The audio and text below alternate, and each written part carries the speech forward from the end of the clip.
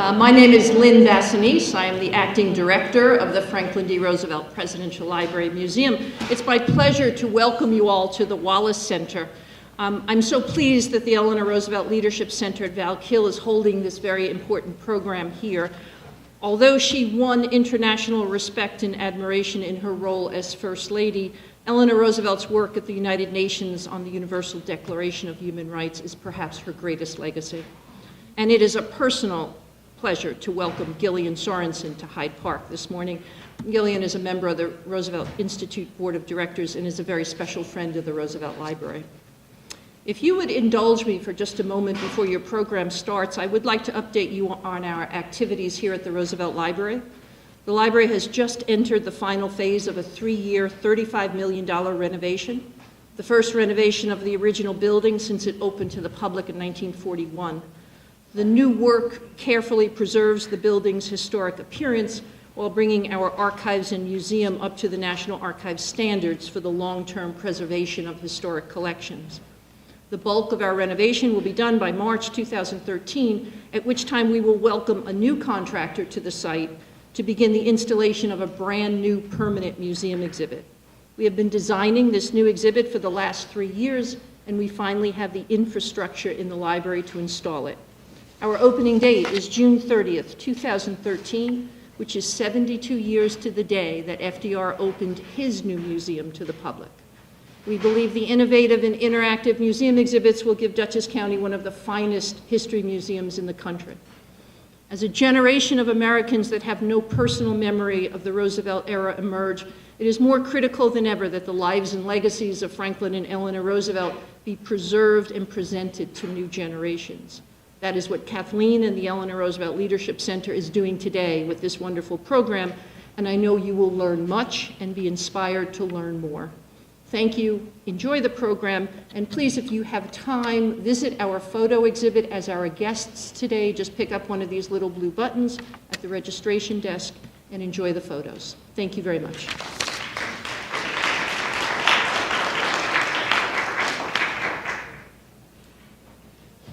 Good morning. I'm Kathleen Durham, and I am the Executive Director of the Eleanor Roosevelt Leadership Center, which is an affiliate of the Eleanor Roosevelt Center at Val Kill.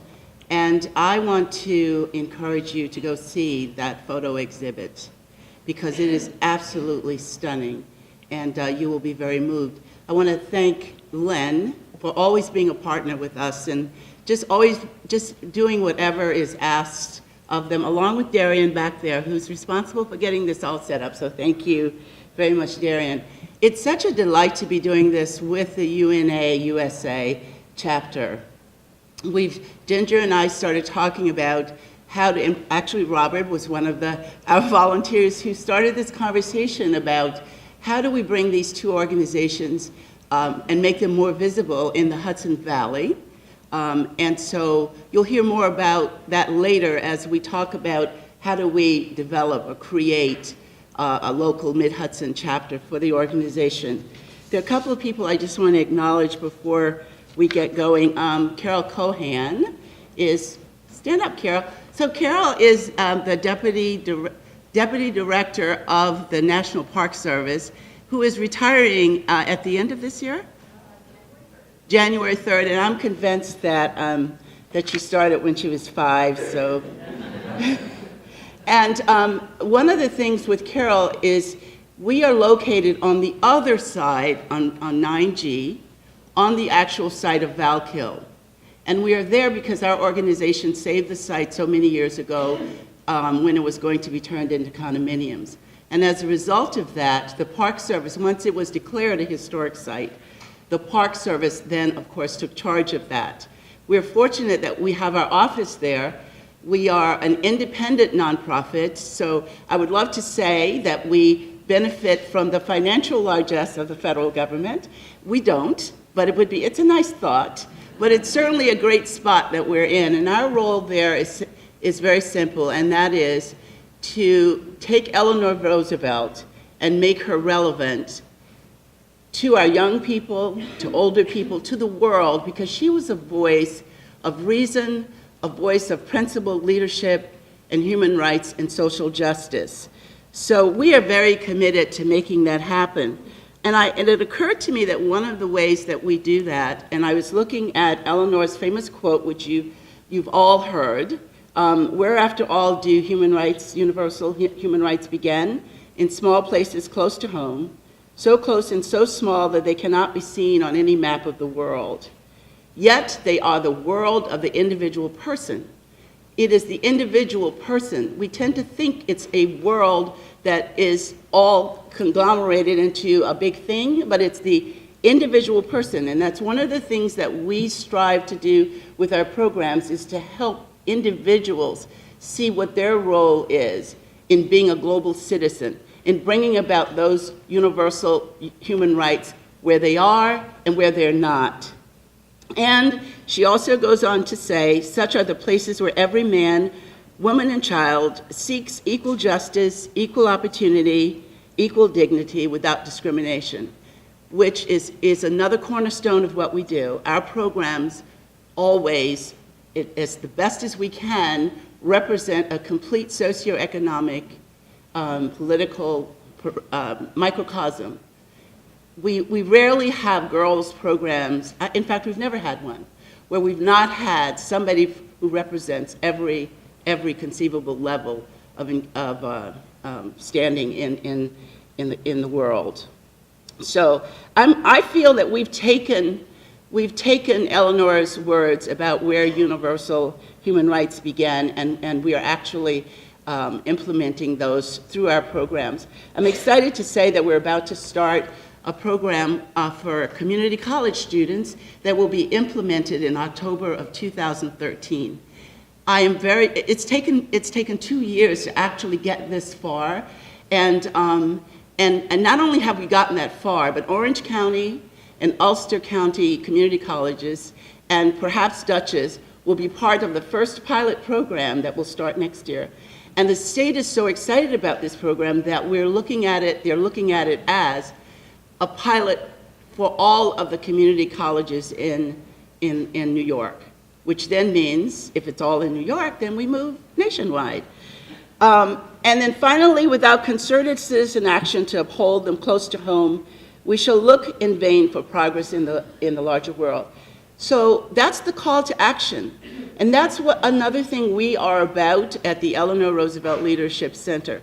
We are about action. It's not just about talking about something. You've got to figure out what is the thing in here that will get you to do whatever is necessary out there. So now I want to turn this over to Ginger Stillman, who I have come to know. I tell you, if you want something done, call Ginger. She is just like this whirlwind of getting things done. And so Ginger, I look forward to working with you in the future, and thank you so much for being here and being part of this. Ginger Stillman. Thank you very much.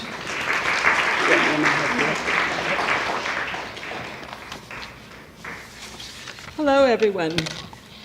Well, I want to add my welcome to that of my colleagues, and we are really fortunate to be able to meet on this beautiful center on historic grounds on this what turned out to be a beautiful day. President Roosevelt's For Freedom speech paved the way for the United Nations. He delivered it to Congress in 1941. Partnership with the Eleanor Roosevelt Center at Valkill today is a great match, as the Universal Declaration of Human Rights, on which Mrs. Roosevelt worked and helped negotiate, is one of the preeminent documents of the United Nations. Some of us know each other. I've started to meet the people around the room. Welcome, everybody. I'd like to ask board members of the United Nations Southern New York State Division and of the Westchester chapter, and any UNA member, please stand up, and let's applaud them.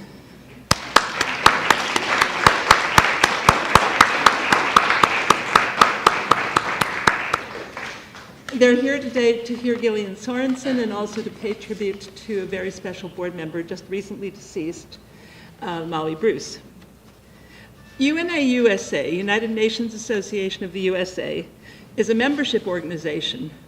We're dedicated to inform, to inspire, and to mobilize Americans to support the ideals and vital work of the United Nations. UNA USA has been around in various guises for about 70 years, starting with a small group in 1943 with the American Association of the UN. And Mrs. Roosevelt started participating, and she became chairman of the board in 1961. In 1964, that group merged with the US Committee for the United Nations, and that had 138 chapters around the country. And that's what we do. We have chapters that do public events, we do advocacy work, we call on our congressional leaders and our locally elected leaders to do the right thing, to promote the right causes. UNA USA Today is a program of the UN Foundation, which Ted Turner started a decade ago. And we and our sister organization, the Better World Campaign, represent the single largest network of advocates and supporters of the UN in the world. Our Southern New York State Division brings together leaders from our chapters in Brooklyn, Manhattan, that's called the New York chapter, Queens, and Westchester. We're developing a new chapter in Nassau County, and we want to develop one here in the Mid-Hudson Valley. I hope that you will join us. Our division has a very active young professionals group with many committees on Africa, Asia, Europe, Latin America, economic development. We also have an energy project, which George Garland, sitting there, hand up, George, directs. It meets occasionally. We have a blog and a website, have action items, and ask people to support energy efficiency and increasing sustainable access to energy and renewable energy. We'll have more time to talk about UNA USA a little bit later. And we know that it's important to think globally, act locally, because everything that we do is intertwined, just as Kathleen said. You have a copy of the program which will follow. And before I close this segment, I want to invite all of you to attend a conference that we will have on February 4th at the UN. It's called the US and the UN, Opportunities for Renewal. We expect 500 or 600 people. We hope you'll be among them. For the program, we will start with a tribute to Molly Bruce, who passed away at Thanksgiving. And we have on the program people who will speak. And I hope I have a copy with me. Marcia, will you please come up?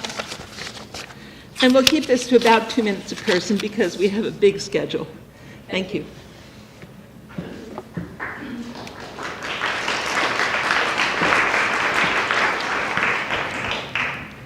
Thank you very much, Ginger. As we commemorate Human Rights Day 2012, it is most fitting to pay tribute to the greatest champion of human rights in the United Nations Secretariat. That would be Margaret Molly Bruce, our mentor and our friend who died on November 22nd at the age of 94. Our UNA board of Westchester County had a birthday party for her at my home in July. It was a barbecue. She had her big, sparkling smile, and she was so appreciative, and she was just a lovely, elegant woman. It is hard to believe that we will no longer be able to draw on her wisdom and her firm convictions in the areas of human rights, women's rights, and the value of the United Nations. She was firmly strong in her belief in the United Nations and the value it brought to the world. She made an invaluable contribution to the United Nations since its founding in 1945 and to the UNA USA, in which she held many offices and received a number of awards. She is already very much missed. Molly joined the United Nations Secretariat staff in London at its founding in November 1945. She told us that her interest in human rights began when she went to Germany in the late 30s as a student.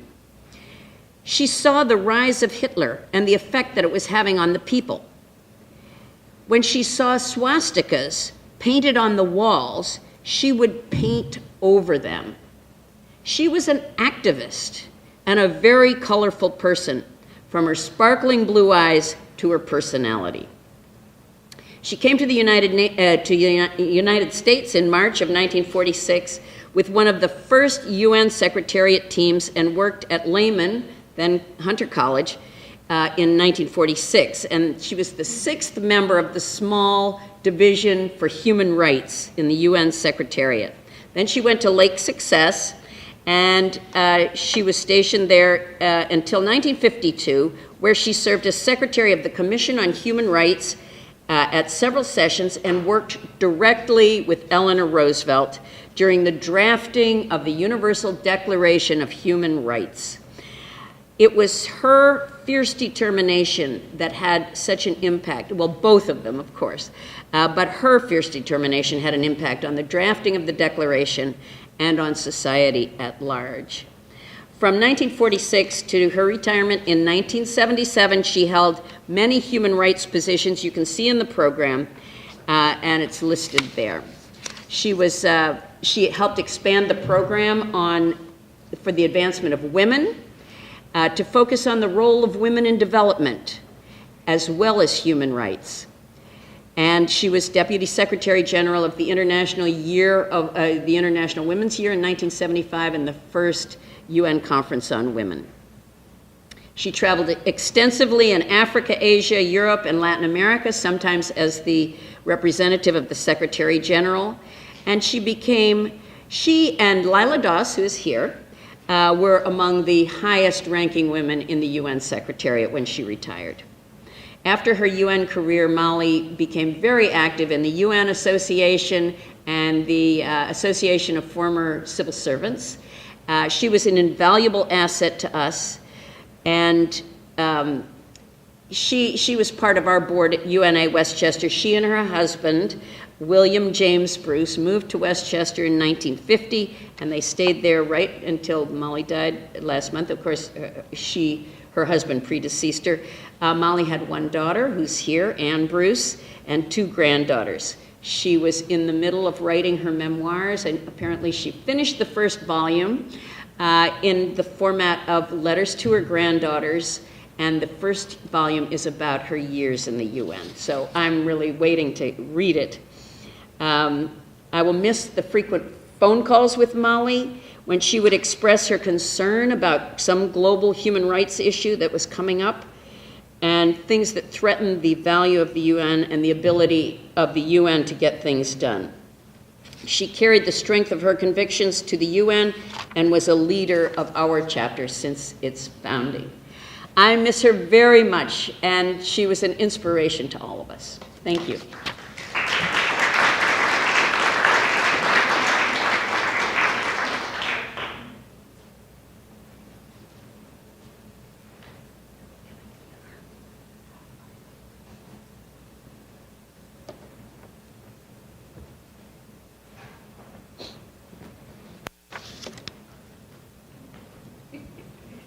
Okay. You're even shorter than I am.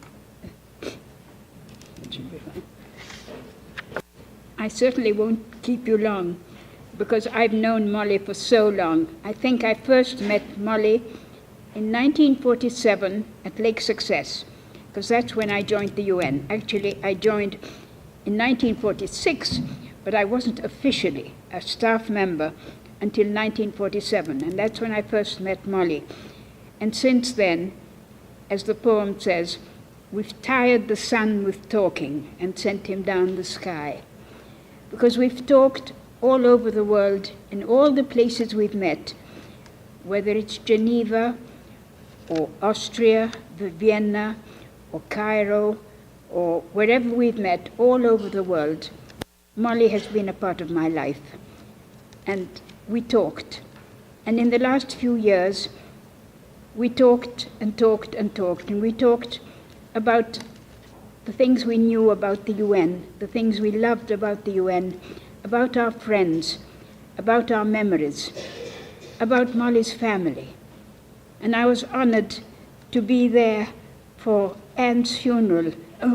Molly's funeral, I should have been there, but I wasn't. But Anne's wedding, I was at Anne's wedding in the garden, and I was very honored to be there, and I'll always remember that beautiful young girl who was Molly's daughter, and is a friend, and has always been a friend. So, as I say, we tired the sun with talking and sent him down the sky. And all I want to say now to Molly, still are your pleasant voices, like nightingales awake. For death he taketh all away, but them he cannot take.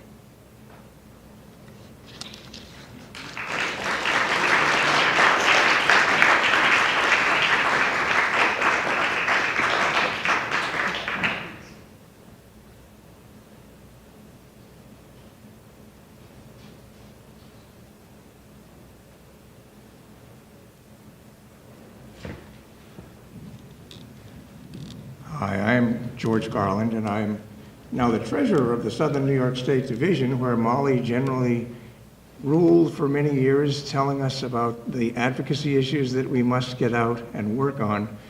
As I took over from Lee Bloom as treasurer, I learned that in 1954, he went to Larchmont High School and heard a lecture by a person named Eleanor Roosevelt, who was inviting people to help support the United Nations through the United Nations Association. And then he went on to go to the Larchmont High School and other schools doing trick-or-treat for UNICEF work with Molly Bruce's husband, because they lived in Larchmont at that time before she moved to that other place in Westchester. So as executive director of national membership for UNA USA, I too got many phone calls and was keenly aware of Molly's passion for advocacy for all UN issues and her support for the staff. She had a keen sense of the importance of having the United Nations Association, USA, there to help us focus and know what was going on and what needed attention. So I'm happy then to bring this element of conjunction between the life of Eleanor Roosevelt and Molly Bruce. We're very aware of her work on the Universal Declaration of Human Rights. But Eleanor Roosevelt was no slouch, and she went to the Larchmont High School and gave a speech inviting people to support civil action in favor of the United Nations, because she thought the people of the United States really didn't understand what the UN was all about. And guess what? Today, with various people selecting advisors for their political campaigns on UN issues that chill my bones, I feel like it's still an important mission. Thank you.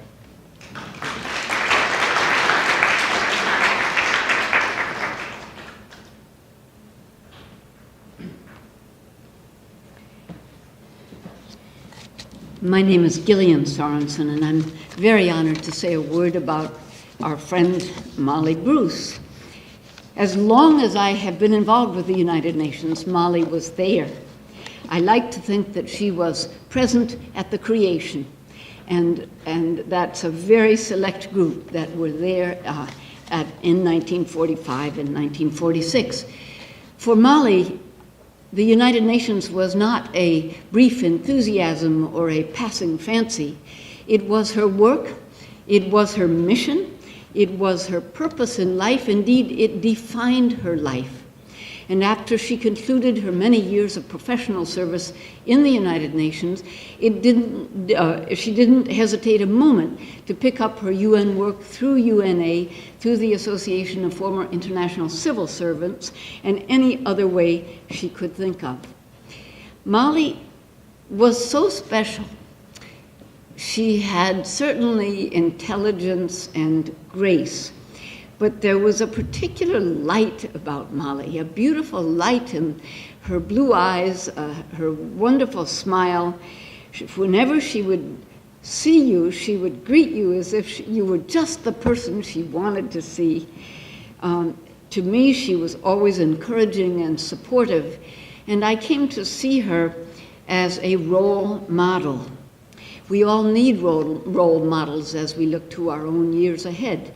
And to me, Molly embodied that, to carry on, to do what is most meaningful to you, and to bring to it a warm and committed spirit to the very end. Molly did that indeed, and she will be with us always.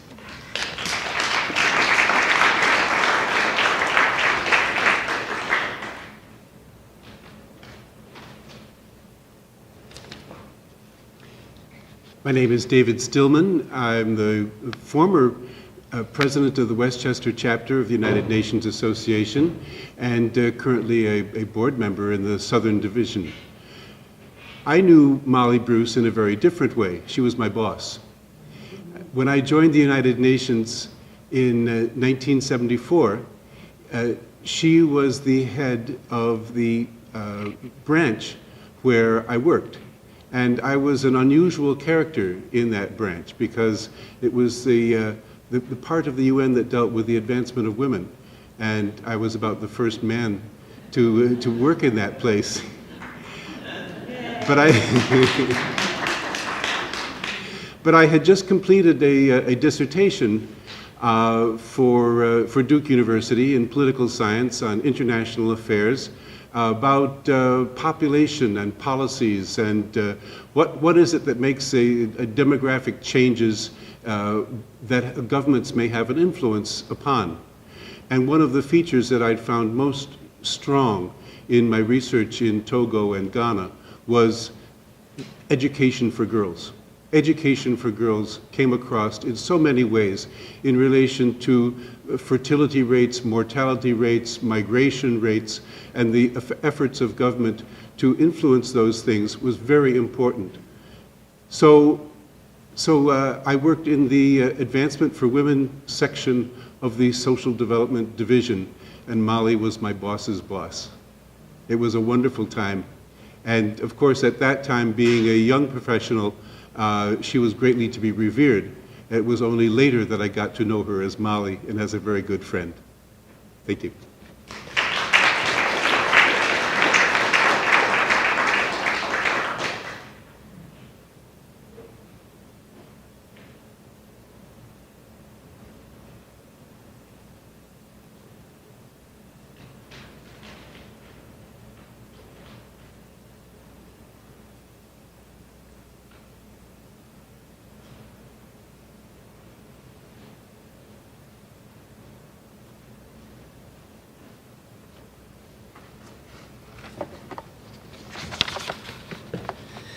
My memories of Molly, too, have to do with telephone calls on every subject imaginable. Small things, big things, personnel changes, what was happening in the world, how the UN was being perceived. Everything was important to Molly, and she shared it. And it was a wonderful experience to get to know her that way. Molly wrote some things. She wrote in 1998, for the 50th anniversary of the Universal Declaration of Human Rights, despite a number of setbacks over the past 50 years, the United Nations has nevertheless come a long way in its work to promote human rights and improve the situation of women. She went on to say, anniversaries encourage us to review the past, evaluate the present, and assess the future in the light of history. Based on my personal knowledge of and experience of past and present events, she said, I see the story as one of steady but uneven progress. I'm sure Molly would write the same thing today.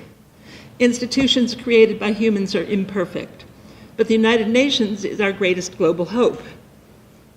I miss Molly's phone calls. I'm charmed by the fact that Lehman College has an interview with her posted.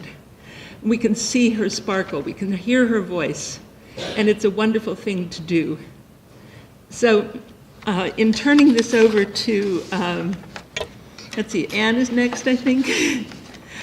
I just want to say we miss your mother dreadfully, and she made a difference in all our lives.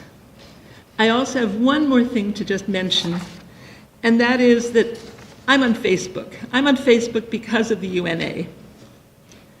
And I came across this, which was written by one of our young professionals. Molly Bruce, one of life's most precious gifts and one of my biggest inspirations, passed away a week ago. I'll never forget the day I met Molly while attending a UN Association board meeting back in 2007.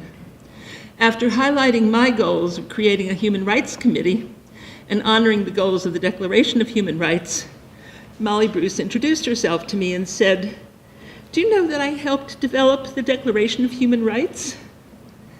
I couldn't believe that Molly was right there in the same room with me. I nearly broke into tears. Such a wonderful woman and friend. And I'm getting those comments from other members of our board, other young professionals, and we all miss her, and she was an inspiration to our lives. Thank you. And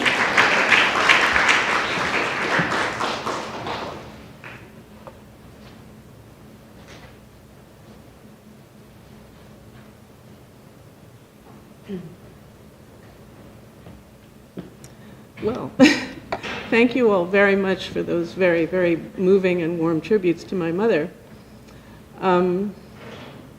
I've been spending the year working with her on her memoir, mostly dealing with the picture aspect of things because I'm an artist and I went through all her albums and I've seen every picture there is. And it dawned on me that when she was working on the International Declaration of Human Rights with Eleanor Roosevelt in 1947, she was only 29 years old. And I thought to myself, what was I doing at 29 years old? I certainly wasn't doing that. And she's my mother. I'm used to her. I know her very self-effacing English ways. She would be very, wouldn't want people to make a fuss of her. She just did her job.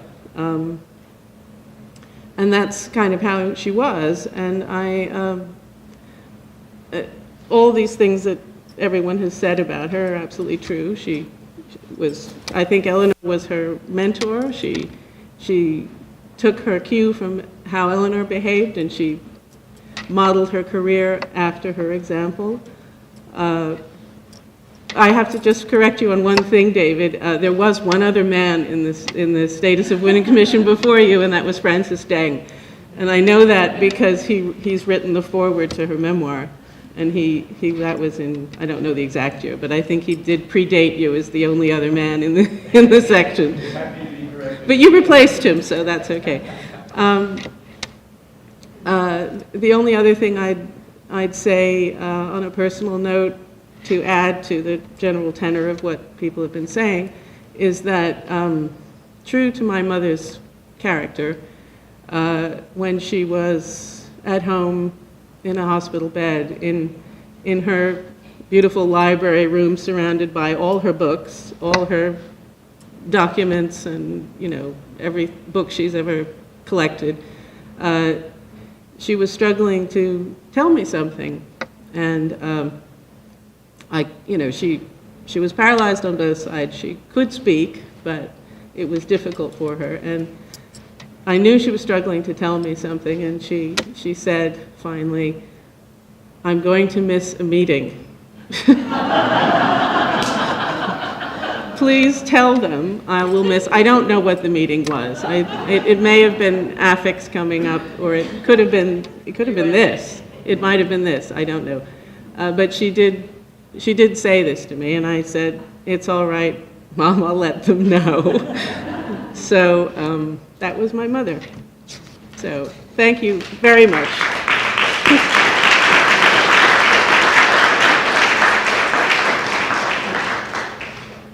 Ginger, could I just add one thing, that we are planning a memorial service on January 19th. It's a Saturday at the UN Church Center, 1 o'clock. Yes, and if you'd like to let Jim know, maybe if you'd like to attend, then I can get it.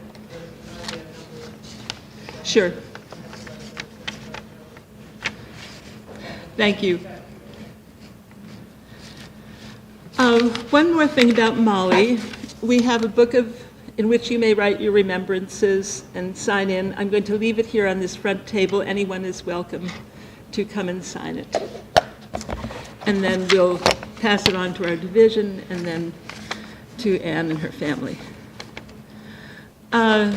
We are so lucky to have Gillian Martin Sorensen here. She's a wonderful speaker. She's a wonderful friend of the United Nations Association, has experience with the myriad diplomats around New York City from when she worked with the mayor's office.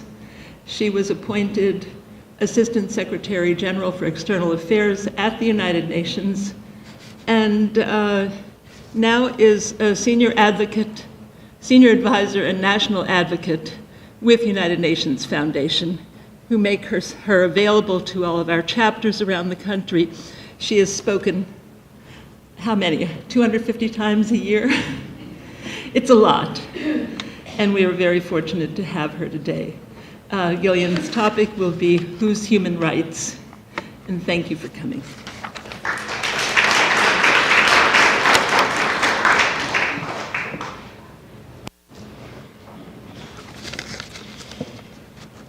Well, thank you, Ginger, for your nice introduction, and hello, everybody. What a beautiful place to be seated in this room with the light coming through on a beautiful fall day, and to be here and to be able to celebrate and remember Molly Bruce. We're very honored that we have that opportunity. I do want to thank also Lynn Bassanese, the head of the library, who spoke to us at the outset, and Kathleen Durham for your leadership, and of course Ginger Stillman for yours with the United Nations Association. It's been a pleasure to work with you on so many occasions, and I always look forward to that. Well, today we come together to mark and celebrate human rights. And we meet in a place that is fitting. After all, Hyde Park is the home of the Roosevelts and the place where Eleanor Roosevelt spent so many of her happiest times.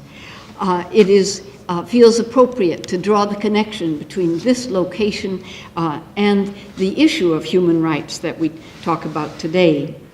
It is a day of affirmation, a day both to remember and to look ahead, a day to celebrate the freedoms and opportunities that we are so fortunate to enjoy. We are indeed among the privileged few in that regard, to have by and large the maximum human rights that we could wish for, but we come together knowing that there are not just millions, but billions who have few or none of those. We are here due to, one could say, a chance, a turn of fate that allowed us to be in this country, and we are grateful indeed to that. We assume these rights, perhaps we take them for granted because we live with them every day. And those millions or billions of people who have none are, in a sense, out of sight or out of mind. All the more important that we speak this day about human rights and those who do not have them, because human rights are not an academic subject. It is not a matter of rhetoric to talk about this issue. It is, for so many, literally a matter of life and death. In thinking about this day and this gathering, I was prompted to pull from my bookshelf a remarkable book about the drafting of the Universal Declaration of Human Rights. It's by Marianne Glendon, called A World Made New. I see a couple of you nodding. You've read this book. It describes the years 1947 and 48, after Eleanor Roosevelt had been named by President Truman to the UN, to the Economic and Social Council, and sometime after was asked to lead the committee that was to draft the new Human Rights Declaration. They didn't have quite the name. She writes in her own journals about feeling daunted by the task and in certain ways unprepared for it. But typically of Eleanor Roosevelt, she put herself to the task. She did her homework. She took a deep breath and asserted her leadership and in due course her authority in this difficult task. the outcome was by no means assured. It was a large and unwieldy committee at the outset that was reduced fairly soon to a smaller working group, still at least 5 in number, including Charles Malik of Lebanon. Consider this a geographic mix. P.C. Chang from China, René Cassin of France, and herself.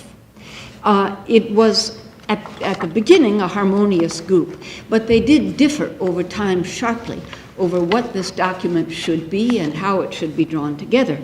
Also, John Humphrey of Canada played a key role because he took it upon himself to draw into the discussion all the historic documents on human rights over time, and that was a voluminous gathering of papers and history. That core group worked in a number of places. They met in Paris, they met in London, they met in New York. They did a huge amount of preparation as they tried to draw from history the precedent and then find the language that could most clearly and eloquently state for the world what human rights were and to whom they were given. Well, when the title of this comment says whose human rights, of course, they are everyone's human rights. Eventually, the large and unwieldy document, inevitable, of course, as a result of drafting by committee, eventually that document was refined and organized and codified, if you will, especially by René Cassin, to what we know today as the Universal Declaration of Human Rights. And so the members signed on. Again, miraculously, it was universal. Everyone signed. 48 countries signed on to the new declaration. There were 0 dissensions or negative votes. And so it became what we know today as the Universal Declaration. It did not have enforcement power, but it did have a remarkable moral force, moral stature, a ringing statement of the Declaration of Rights that belonged to all the earth. It is the document that we refer to today, only a few pages long. The phrase I like in the preamble that is most powerful to me is that the peoples of the United Nations have here reaffirmed their faith in fundamental human rights, in the dignity and worth of the human person, and in the equal rights of men and women, and have determined to promote social progress and better standards of life in larger freedom. And then, of course, it goes on to detail what these rights are. And in very specific words, starting with all human beings are free and equal in dignity and rights. All people are entitled to rights without distinction based on race, sex, language, religion, opinion, origin, property, birth, or residency. The right to life, liberty, and security of person. The right to freedom from slavery, from torture, from the right to protection by the law, and so on and so on. This remarkable document, concluded in 1948, remains today as relevant, as powerful and moving as it was the day that it was presented. It was, of course, then the point of reference. It was important to have it written down, because although many people in many times had discussed human rights, just as with the Millennium Development Goals, it gave us a common language in regard to development or poverty-related questions, the Declaration gave us a common language in regard to human rights, and it became the gold standard for human rights. In the early years, perhaps for the first 20 years, it was the talk about human rights was mostly in setting of standards, norms and standards. In the 50s and 60s, that was the particular activity. In the 70s, through the UN and through the human rights offices, they began timid monitoring. In the 80s, that blossomed out, and monitoring took on a more forceful and more proactive aspect to it. In the 90s, began a rich system of monitoring the activities or that is the respect for or abuse of human rights around the world. And the first emergency sessions on human rights were called. And from there we moved forward to try to find ways that human rights would not only be the standard, but would find ways to enforce them. Today, we have a number of conventions and other means to do that. The UN works with legal systems around the world to train young lawyers in what it means to respect human rights and how those can be enforced and how the abusers can be prosecuted, how impunity can be lifted. And so today, with an Undersecretary General, a High Commissioner, we call her, today her, of human rights, the Human Rights Office is much more effective and has a much larger reach. We have now a number of documents related to this. The new Department on Women also addresses matters of human rights related to the situation of women around the world. And there are other establishment of international standards and law and elections and prosecution and efforts to end impunity for abusers of human rights that have given the Human Rights Office much greater clout. This is ongoing and has been greatly strengthened by the universal UPR, the universal right of review for all countries that participate in the Human Rights Council.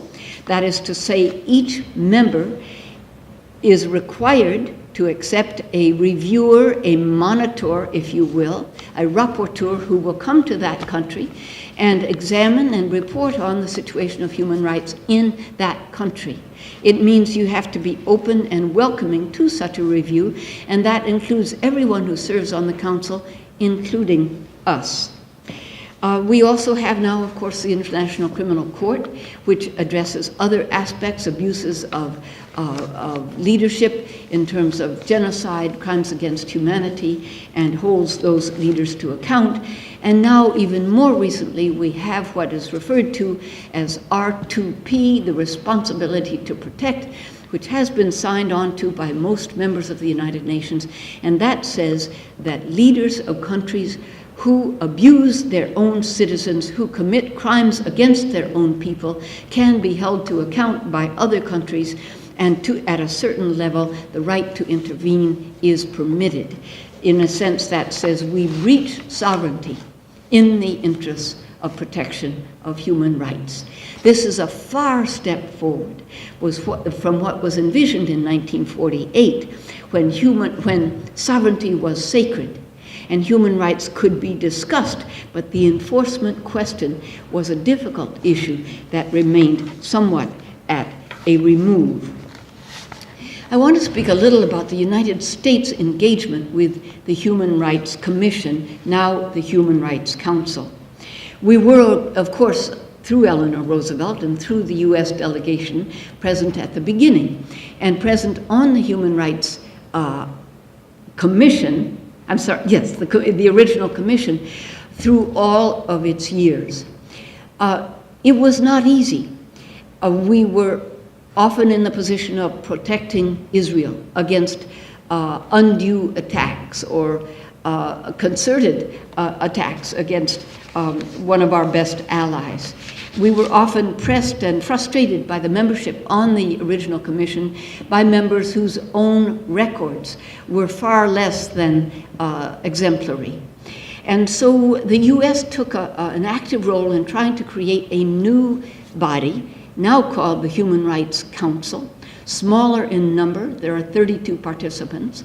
The members were elected by the UN membership as a whole, not by regions. The terms were limited, that is 3-year terms, renewable once, and then you had to step off. And the hope was that that would create a much more accountable and effective human rights council.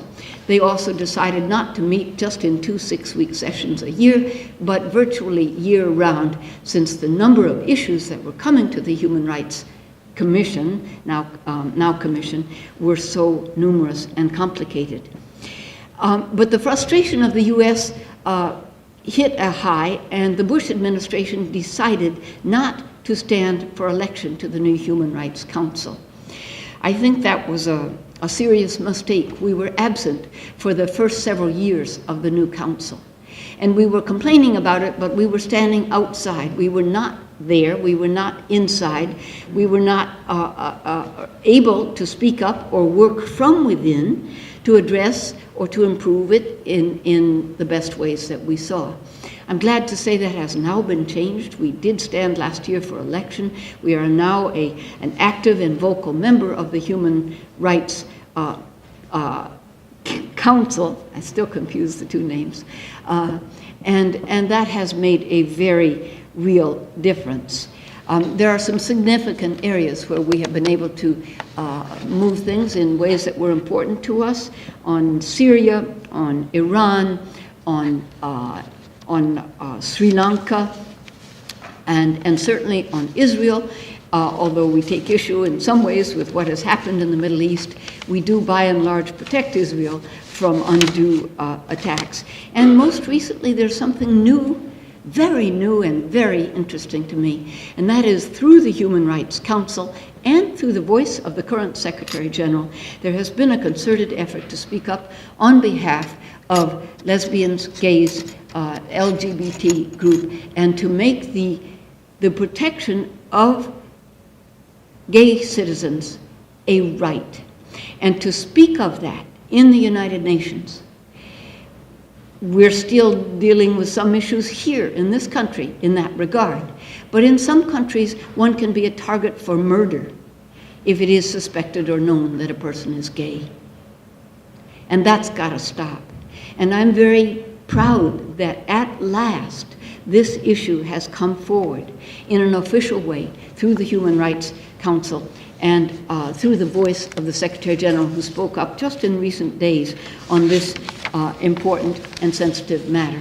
There have also been some sensitive issues regarding religious freedom, the right to speak, the right to worship, and that too is always sensitive. But we are far and away better off to be present, to be part of this discussion, than to be absent and standing aside. Further, on the U.S., I think it's important that we look at ourselves with a very honest review. And there were some objections when the rapporteur came to the United States and raised some issues where we were less than perfect. But indeed, no country is perfect, and we have to acknowledge that. They raised the issues of rendition, of sending prisoners overseas to countries where we know that torture is permitted, and issues of torture, which is a despicable practice no matter where it happens, and of indefinite detention, which we know happens in Guantanamo to prisoners who have not been charged or tried, and to the reality of unauthorized wiretaps.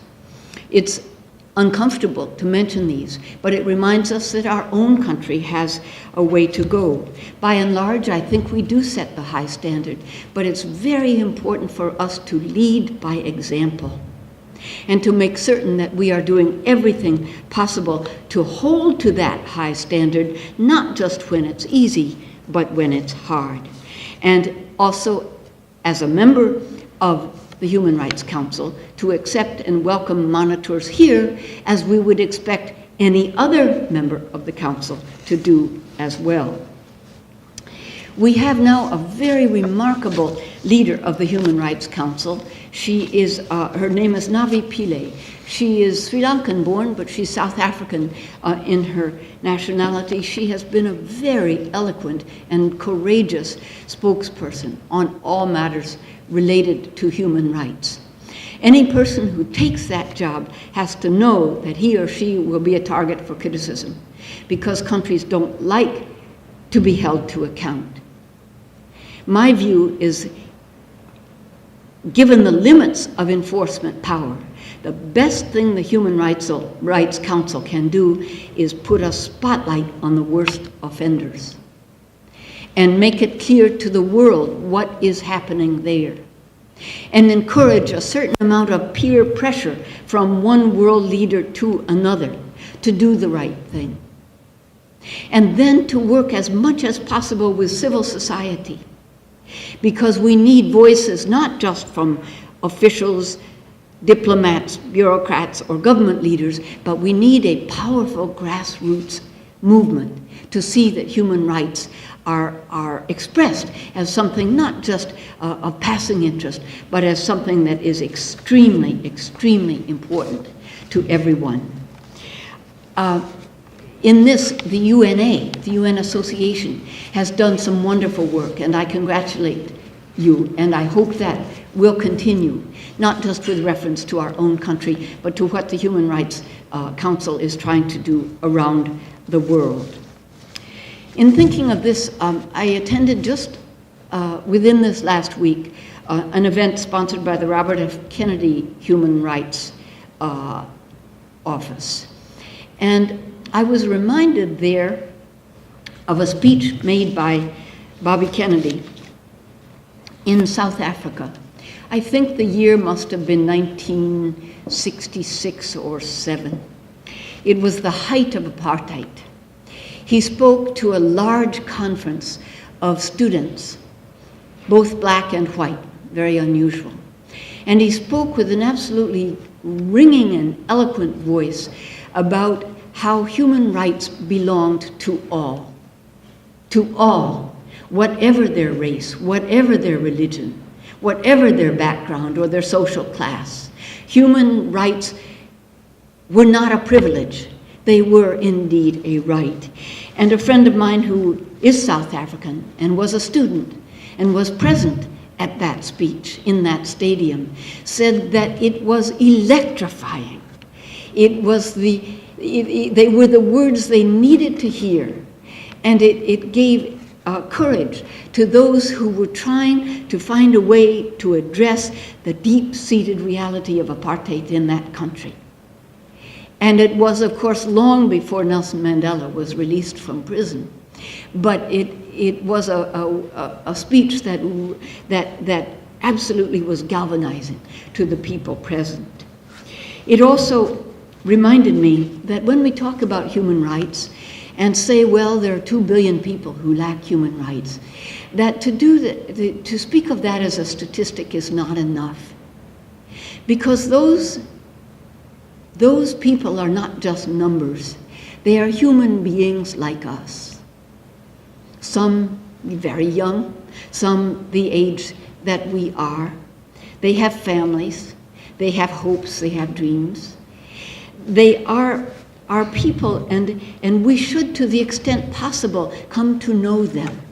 And I want to share with you a couple of very short stories about my experience with that. I was in a human rights conference in Paris, and one of the speakers, and this is a little unusual, was a woman named Ingrid Betancourt. She was both French and Colombian, and she had run for president in Colombia. And in the middle of the campaign, she had been kidnapped, seized. And she had been kept in prison, not in a cell, but in a jungle prison for 6 years. And only the previous month had she been freed. And she said, my jungle was as close around me as a cell.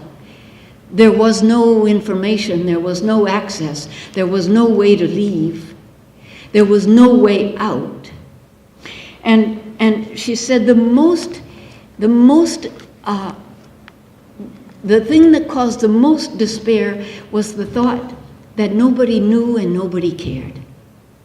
She said, ultimately, my case was a little bit different because I had been a candidate and people did know my name. And eventually, through high places, they were able to locate me and free me. But you have to know that although I am here today, there are 1,000 more behind me. Don't forget them. Try to put a name and a face on them. I remember another time where there was a human rights gathering in the UN, and I was at the side, and on the podium were some remarkable people, including Elie Wiesel. And in the course of the morning discussion, a very young woman, I think she was 17, from the audience stood up and spoke. And she described the genocide in Rwanda and the loss, some of which she witnessed, of 29 members of her family. The only ones to survive were herself and her little brother, because they were small enough to hide under a corner of the house. And she wept as she described this with such credibility that you thought she had courage beyond belief. And at one point, Elie Wiesel, who was seated at the podium and who has known these issues in a way that most of us could hardly imagine, I saw him just drop his head to his hands, just like that. And he continued to listen to her. And you could tell that they were connecting heart to heart. And when it came turn for him to speak, he said to this brave young woman, "You and I must talk. Your story has to be out there." And I saw them later go to the side and sit down and stay a very long time. They were probably 2 generations apart in age, maybe even 3. But he understood exactly what she was saying. The last I would share with you is when I worked for Kofi Annan. I traveled with him on many occasions, but on this occasion we were going to northern Minnesota to his college, Macalester College, where he had graduated as an exchange student, the first African exchange student they had ever had. And he was going to make a speech there, but in the planning of that trip, he made certain that we could stop in St. Paul and visit a place called the Center for Victims of Torture. And there are across this country almost 30 of those centers. We don't hear much about them. At the time, I wasn't aware that they existed. It was not a hospital. It was just a big old Victorian house. And there in that house lived for some months of time, each of them, about 25 former victims of torture from many different countries, different stories, different backgrounds. And several of them were very young, just in their 20s. And some of them were in their middle years or beyond. Some from Africa, some from the Middle East, some from Asia. Each a different circumstance. And when we sat down in the living room, the Secretary General said to them, and there were about 8 with us there, he said simply, "Tell me your story." And they went around the room, each one after the other, talking mostly in low voices, soft voices, telling what happened. And sometimes there would be a very long pause while they gathered themselves together. They would look out the window at the sunshine and gather the strength to describe what had happened. And it was enough to break your heart, to realize what human beings could do to one another. And the strength of those before me in the room, of such different backgrounds, to survive. One had spent 3 years in a cell not larger than a toilet stall, alone. And the only light was a little corner in the top corner that told him that it was night or day. And he said he nearly went mad from the silence, the solitude, the isolation, and the sense that nobody knew and nobody cared. And in his case, one day, and I don't know the backstory on this, one day a UN human rights official came and was able at that point not to free him, but at least to talk to him and to get some testimony. And he left with him one thing: 3 dog-eared copies of the National Geographic. And this man was then moved to a slightly larger cell where there was at least daylight.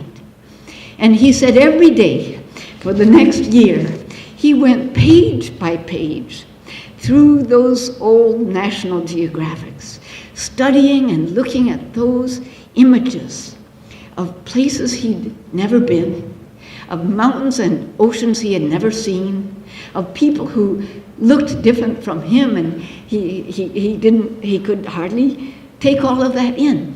But he said that was a connection to life out there. And he treasured those, and he kept them carefully, and every day he would repeat that, going page by page through those National Geographics. And finally, in his case, through some United Nations work, he was released, he was able to come here, and he was spending those months at the Center for Victims of Torture.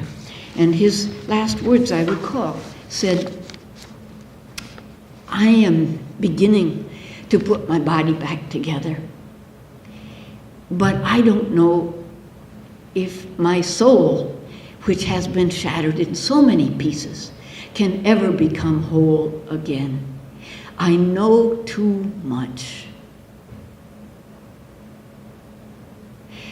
And the Secretary General, who himself could hardly keep tears from his eyes, said finally to him, "We are your witness, and I and we through the UN will continue to do everything we can to seek freedom and justice, and the right to speak, and the right to worship, and the right to be who you are, and the right to have an opinion, and the right to marry or not to marry, and the right to work and to earn a basic living, the right to be a whole human being. Those are the human rights that belong to everyone. We'll do what we can. We'll do everything we can." And as we flew on up to Macalester College, we spoke about it briefly, but I could see that he, as were those of us who were there, was so moved we could hardly speak. And it took days to absorb what we had heard, and to make me feel forever grateful for the privilege that we have to live here, to enjoy the rights that we do have, imperfect as we are, and to feel myself also galvanized to do more, to speak up, to hold our government to account, and to begin, as Eleanor Roosevelt said, close to home, but also to look overseas where there are not many champions for human rights, and to see whether we can work, whether high or low, that is through governments, through diplomats and others, or through grassroots organizations, to give voice to that right which is so precious for all. So coming together today is so meaningful to me. I thank you for that. And I want to close, I'm coming back for a final line to the words that Robert F. Kennedy shared in South Africa. He said, actually, no, he was quoting his brother, the president. He said, "The energy, the faith, the devotion which we bring to this effort will light our country and all who serve it, and the glow from that fire can truly light the world. And then he added, with the good conscience, our only sure reward, with history, the final judge of our deeds, let us go forth and lead the land we love, asking his blessing and his help, but knowing that here on earth, God's work must truly be our own. Thank you very much.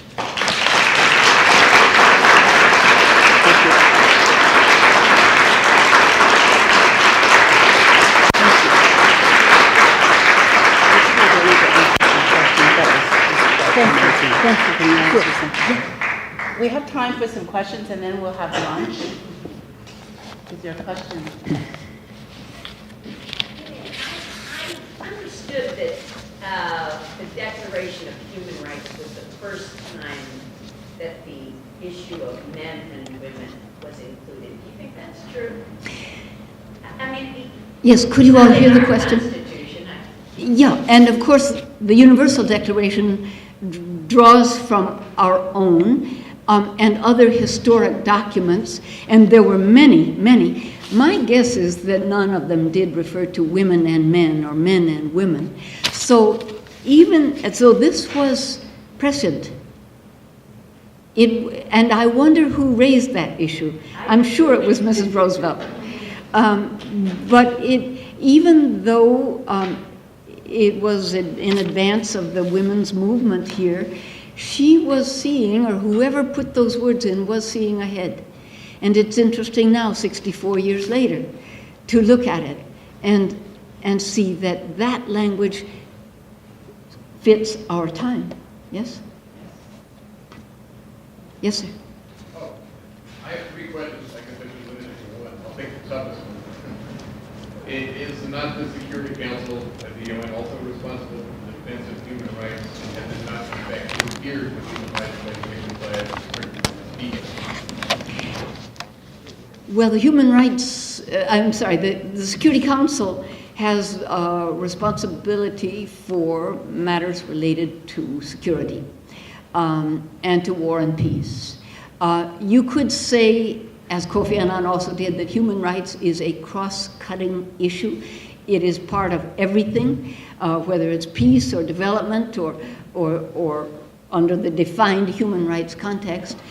So yes, you could say the Security Council has responsibilities for human rights,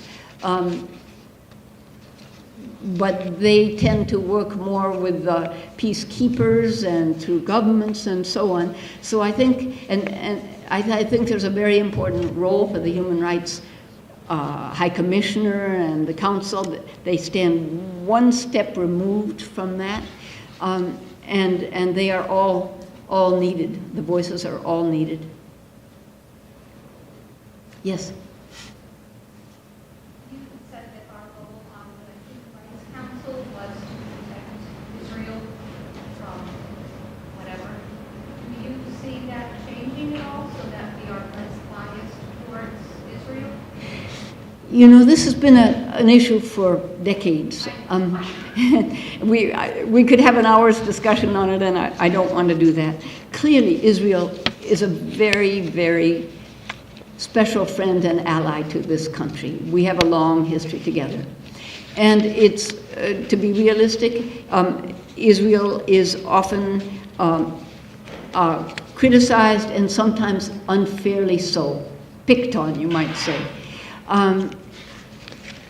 I have to be honest and say some of what Israel does provokes that response. And while I am also a committed friend of Israel, sometimes I find myself deeply frustrated and at issue with what Israel is doing.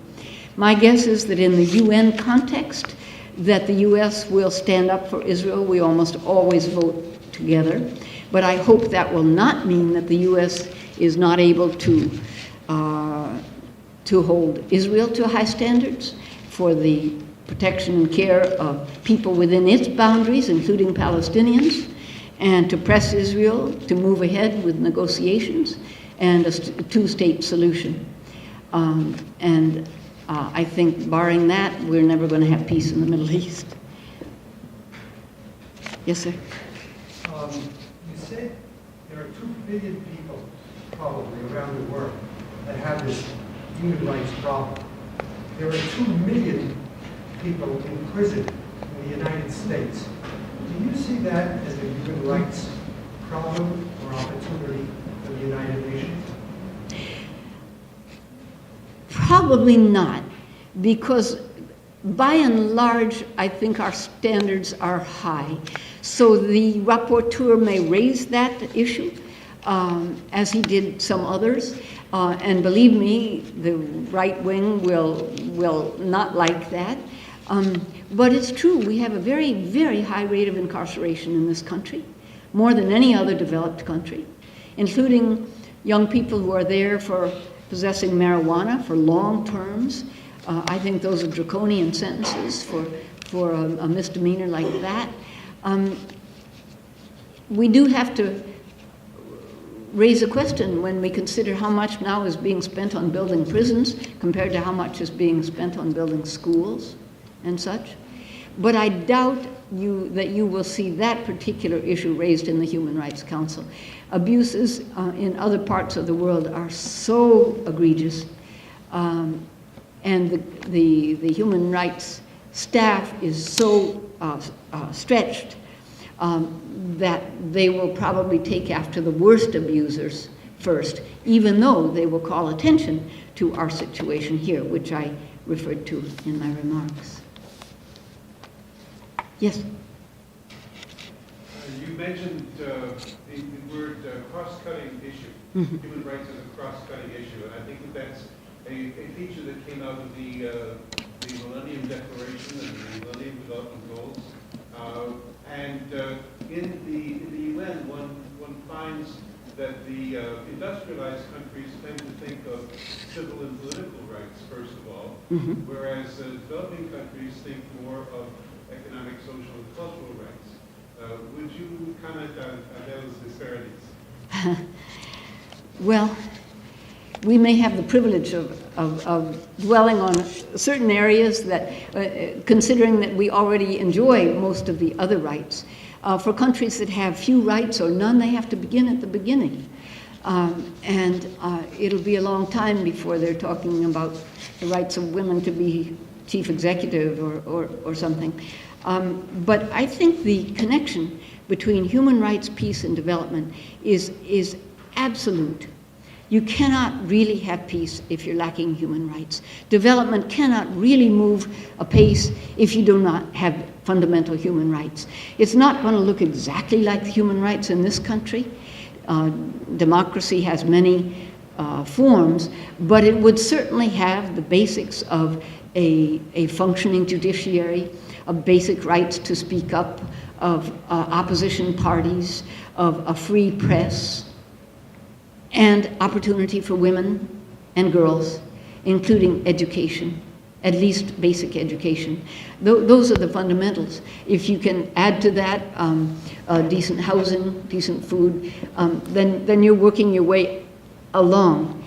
The issue of leadership on this is so important. That's one reason I like to have world leaders come to this country, and I wish we could get them to move out of New York City when they come on their official visits, and to see other aspects of life, not just Midtown Manhattan, but how people of different means and different circumstances live, and to see work settings that allow people to earn an honest and decent living. There's so many aspects to that. We all have a ways to go. But I would certainly hope that this country would lead, I'm repeating myself now, would lead by example so that we can really be a beacon on this issue of human rights. Yes, sir? Could you maybe provide just a little bit of insight on this disability controversy? Yes. Going on? Yeah. Just, I don't want to spend a lot of time. Yes. you may know that there are more than a dozen treaties that are in effect. These treaties were drafted with the help of American experts, among others. They're the best the experts could do. And in those cases, most of the world has signed on, but the U.S. has not. We have not signed or ratified, and it's entirely political. There is a group of members of Congress who say that they will never sign international treaties because they believe it will, quote, compromise us, or it will somehow threaten our sovereignty, which is nonsense. Because of that situation in Congress, and by the way, ratification requires both the signature of the president and a 2/3 vote. But because of that situation, there are treaties such as the Convention on the Rights of Children that we have not signed. Somalia and the United States are the only countries that haven't signed that, nor have we signed the Convention for the Elimination of Discrimination Against Women, nor have we signed the Law of the Sea Treaty, which everyone, including the U.S. Navy and 6 secretaries of state of both parties, say is very important to this country. We haven't signed that either, and so on down the road. Now, when the Convention on the Rights of the Disabled came along, we thought, great, this is a chance for the U.S. to lead out, because our program here, our laws on the rights of the disabled, is really excellent. It's probably the best in the world. And we thought this time we can come together. It's not a political question. Let's get behind this so that we can use our experience as a model for the rest of the world. Well, so the the Convention on the Rights of the Disabled came forward. Most of the world has signed on. It does, in fact, reflect the words of our own national statements on the rights of the disabled, but when it came to a vote in Congress, they voted it down. It came short by 5 votes. John McCain, a Republican, supported it. Senator Dole, Robert Dole, in his wheelchair, came back to support it. So there was a little bit of bipartisan support, but not enough. All the Democrats voted for it. A handful of Republicans did, but it still came up short.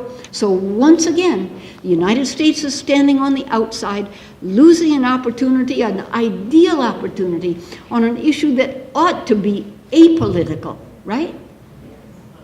But it hasn't come through. And I wanted to throw up my hands. I said, will not this Congress ever come together on something that is in the best interest of human beings and leave aside for a moment their party affiliation? But apparently not. It's really a tragedy.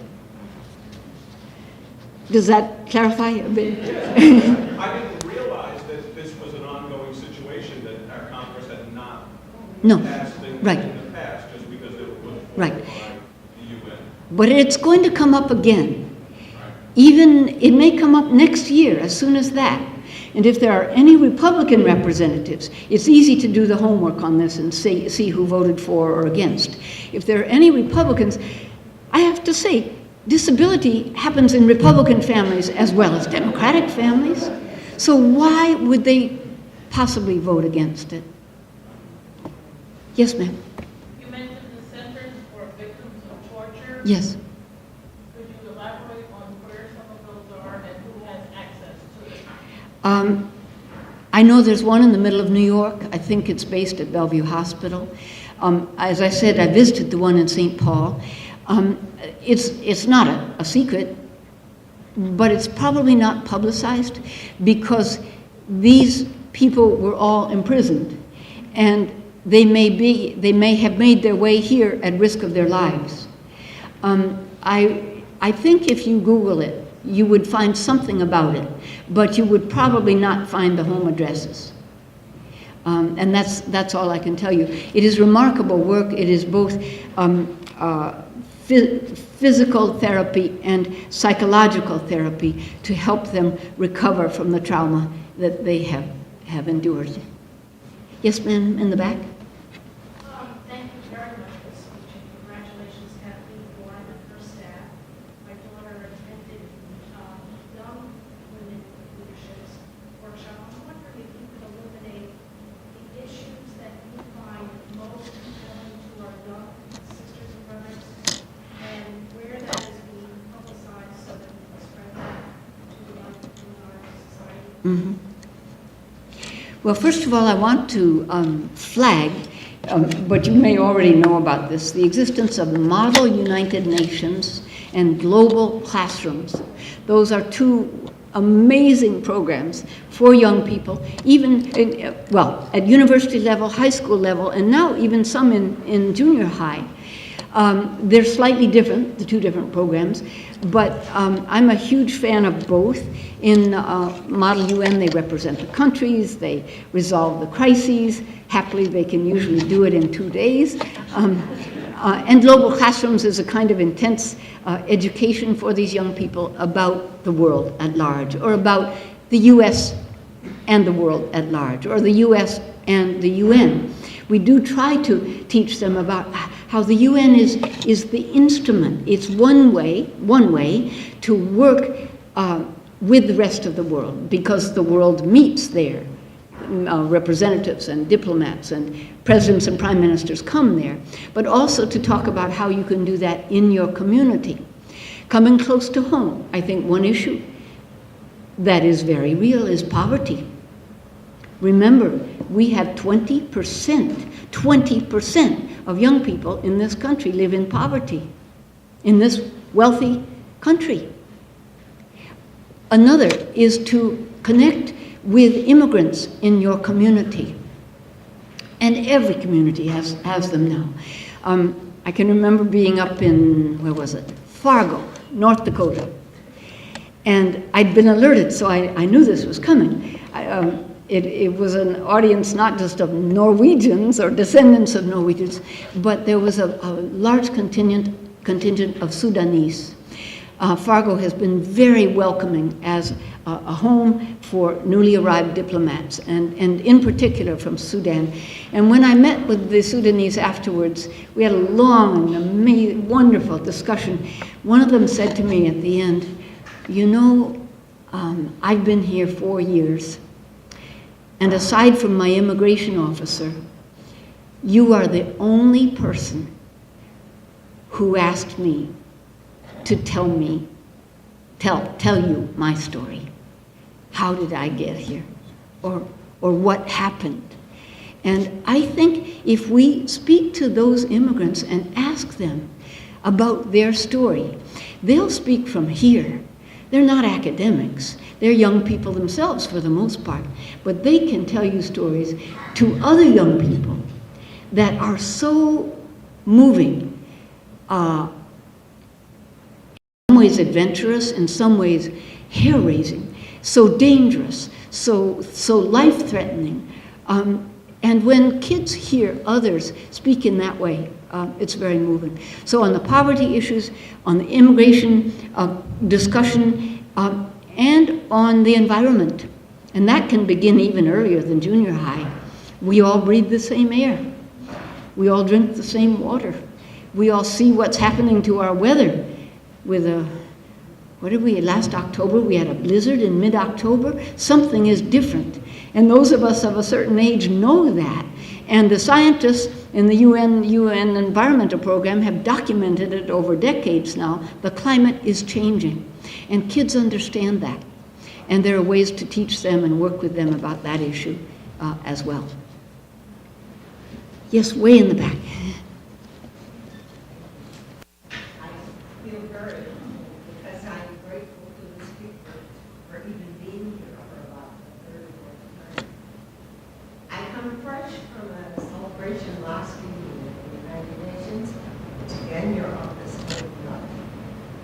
In which Universal Declaration of Human Rights was the focus.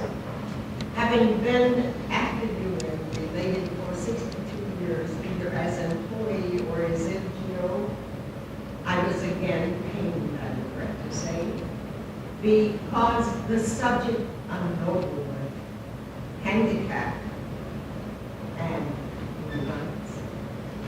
It pained me to see that there was not the sensitivity to include one woman on the substantive panel of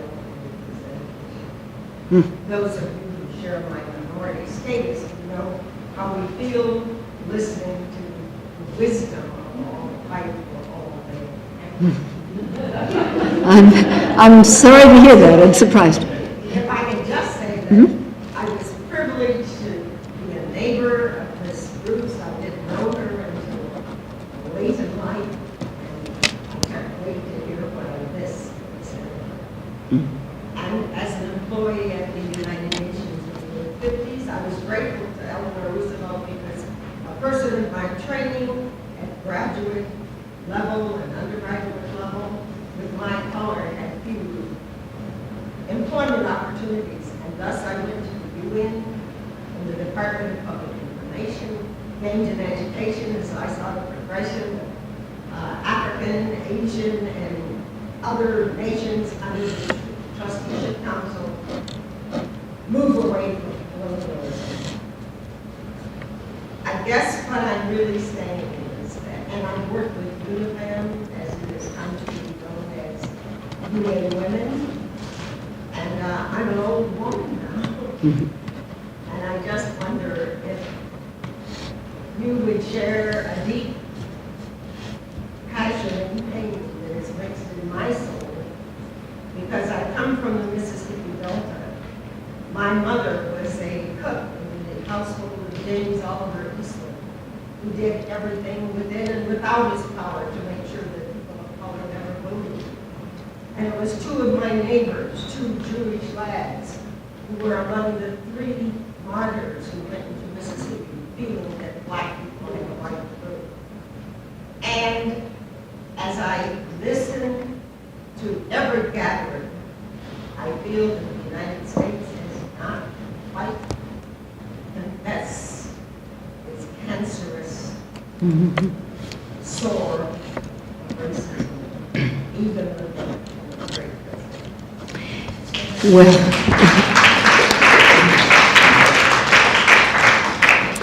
first on the issue of women, I don't know about last night's program. I'm sorry there wasn't a woman on the panel. For the most part, though, I do think things have changed a lot in the United Nations. In the beginning, in fact, for centuries, diplomacy was a man's world. And that was true in large part at the UN for a long time. Mrs. Roosevelt and Molly Bruce and you were among the exceptions. I think the first Secretary General who really understood what it meant to have women in equal presence and activity was Kofi Annan. And he immediately began to appoint at most senior levels remarkable, very effective women. You probably remember Gro Brundtland, the Prime Minister of Norway, and Mary Robinson, who became Human Rights Commissioner, and Nafis Sadek, who became head of Population Fund, and Mrs. Ogata, who led the Refugee Office, and others in all aspects of the United Nations. He gave them significant responsibilities, and to have role models ahead made a big difference. I think today, if you look at the UN, for the most part, you will see women at all levels. And it is generally a welcoming place. And as you mentioned, the several smaller offices related to women's issues around the world are now combined in one large department called UN Women. And the former president of Chile, her name is Michelle Bachelet, is the head of it. And she herself is a very impressive doctor by training, politician, and president by profession, and remarkable leader of that important office. That office now has added visibility and clout, which is as it should be. And as for the United States, I know that we're all proud and patriotic, but I think it doesn't detract to say that we too have a ways to go.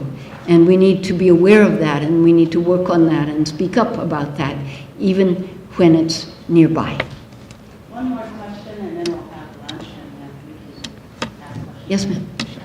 I just recently heard Mary Robinson on Democracy Now! Speak about the human right that is in the most jeopardy is because of climate change, and that there is still no movement, especially by the United States, to take this as a really important issue in so many ways, but even as a human rights.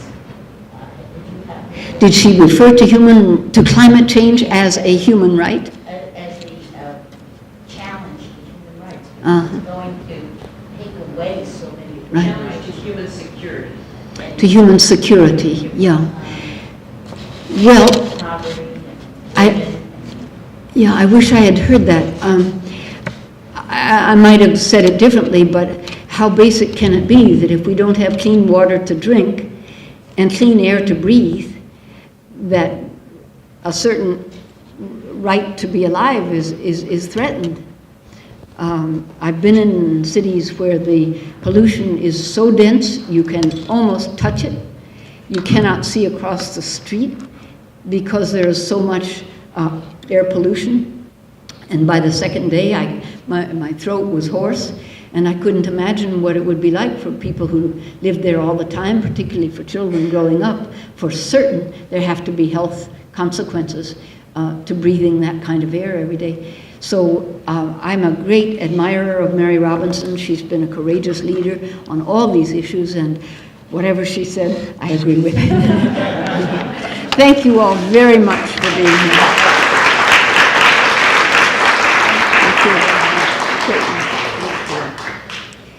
So I have to say that, Gillian, you know, you've put a face to the United Nations for me.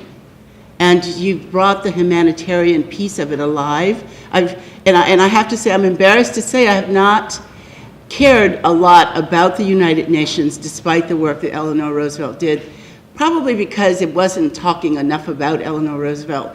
But listening to you today, I just want to thank you for all that you've done and all that you do, and especially the work that you guys do with our girls leaders.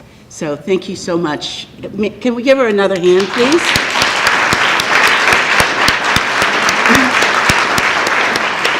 Before we break for lunch, I just want to acknowledge my staff, because they're pretty cool people. So we've got two Maureen's. Raise your hands, please. The two Maureen's. And Maureen Gittleman, who just got married 2 weeks ago, is my deputy director. And Maureen Benedict is my executive assistant. And Sarah Nallen is the director of Girls Leadership Program. So if you've got questions, go to her. It's about to start again in July. Applications are online, and we'll be talking more about that. Also there are some people in this room who are very helpful with girls leadership. Would you just stand up for a second? Yes, the advisory committee. Come on, stand. Don't be shy. Come on. Thank you. And of course, our former board member, Lorraine Roberts, who is she's everything to us. So thank you so much. Okay, so we're going to break for lunch, and then I think Ginger is going to lead a discussion about how we can create a chapter here.